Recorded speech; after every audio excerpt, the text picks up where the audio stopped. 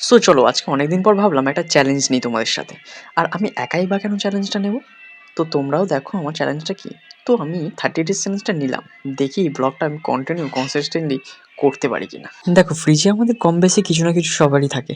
আর কালকে আমি মেলায় গিয়েছিলাম বলে জিলিপিটা কিছু কিনে এনেছিলাম, তাই বিল্লির সাথে জিলিপিটা একটু শেয়ার করতে চাইলাম। কিন্তু আমি জানি বিল্লি জিলিপি খেতে পছন্দ করে, কিন্তু আজকে কি হলো হঠাৎ দেখি নাও জিলিপিটা খেলো না, তাই আমিই খেয়ে নিলাম।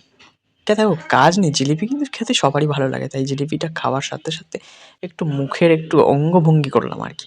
কিন্তু দেখো এই বাচ্চাটাকে চিনতে পারছো না? চিনতে পারছো না, এটা হচ্ছে আমার একটা মাসির ছেলে। ওর বয়স এখনো অল্প, কিন্তু হামাগুড়ি দিতে পারে না। যাই হোক, দেখি না বোন স্নান টান করে এসে দিব্যি বসে বসে ফোন ঘাঁটছে। এখনো কিন্তু আমার স্নান হয়নি, বুঝলে?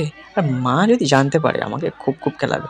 দেখি না গান শুনছে, তাই আমি একটু মুখের অঙ্গভঙ্গি আবার করতে শুরু, কিন্তু যাই চানটা করে নিই, মা কিন্তু বকবে। সাথে দিলাম একটু শাহরুখ খান পোস্ট। তারপরে ভাবলাম না দেরি করে লাভ নেই, একটু স্ক্রিন কেয়ারটা করে নিই। তারপরে ময়শ্চারাইজার, তারপরে আমার কি বলে ভুলে গেছি নামটা, ঠিক আছে যাই হোক ময়শ্চারাইজার, তারপরে সানস্ক্রিন আরও মেখে নিয়ে একদম প্রপারভাবে রেডি হয়ে একদম ঝাঁক হয়ে গেলাম। তবে এই দেখো মুখটা এই তো কেমন সময় গ্লো নিজেকে একটু করছে। ফিটফাট রাখার। তো চলো নেক্সট ব্লগে দেখা হচ্ছে, টাটা।